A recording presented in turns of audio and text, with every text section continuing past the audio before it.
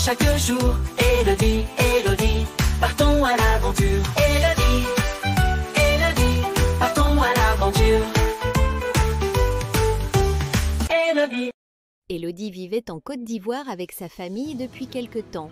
Depuis qu'elle avait rencontré Sarah-Jeanne, sa voisine, elle était super heureuse. Sarah lui montrait le monde coloré de l'Afrique et elles s'amusaient toujours ensemble. Souvent, Élodie goûtait les plats épicés et sucrés que préparait le papa de Sarah, John Paul, et Sarah adorait les croissants faits par la maman d'Élodie. Un jour, après l'école, Sarah se rappela que l'anniversaire d'Élodie approchait. Elle voulait lui faire une surprise, mais elle ne savait pas quoi. Pendant le dîner, elle décida d'en parler à son papa. « Papa, dit-elle toute excitée, l'anniversaire d'Élodie, c'est bientôt. Je veux lui faire une surprise, mais je ne sais pas quoi faire. » John Paul lui sourit. Tu pourrais préparer quelque chose qui mélange un peu notre culture et la sienne. Pourquoi pas organiser une fête d'anniversaire dans un restaurant?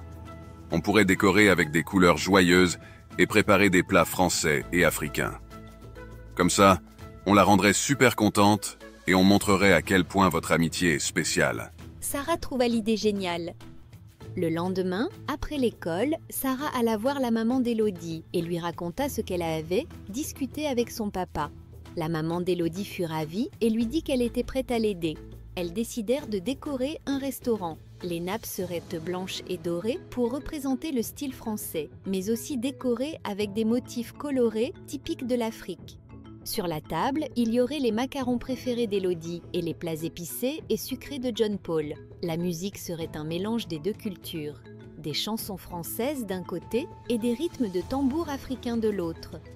Le jour de son anniversaire, Élodie fut tellement émue en découvrant la surprise que Sarah-Jeanne avait préparée pour elle qu'elle en avait presque les larmes aux yeux. Chaque coin du restaurant montrait leur amitié. Les plats, les décorations et la musique montraient qu'elles étaient à la fois différentes et si proches. « C'est une surprise magnifique, Sarah. Merci beaucoup. » dit Élodie.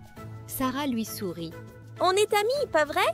Nos cultures sont peut-être différentes, mais l'amitié réunit toutes les langues et toutes les couleurs. » Ce soir-là, en dansant et en riant ensemble, Élodie et Sarah-Jeanne comprirent encore mieux tout ce qu'elles avaient appris l'une de l'autre. Ces deux filles, venues de cultures différentes, savaient que la plus belle des cultures, c'était l'amitié.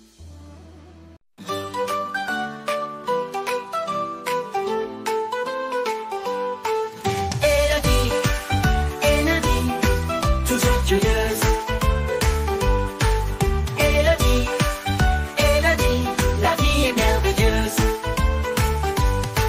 Avec Élodie, on apprend chaque jour. Élodie, Élodie, partons à l'aventure.